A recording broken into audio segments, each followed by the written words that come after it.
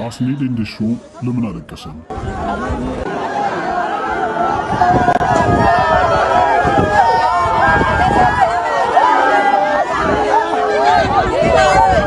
በደቡብ ኢትዮጵያ ክልል ጋሞ ዞን በደረሰው አስከፊ መሬት ናዳና የጎርፍ አደጋ የሟቾች ቁጥር በከፍተኛ ሁኔታ መጨመሩን ነው የኢትዮጵያ ቀይ መስቀል ማህበር ያስታወቀው።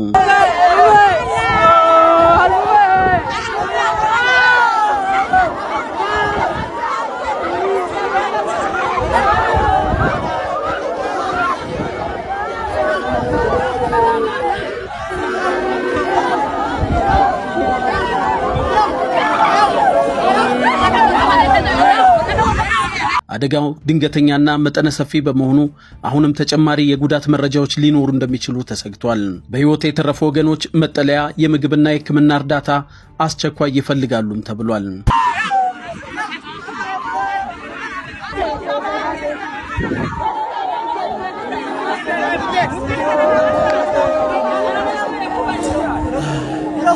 ¿Qué tal?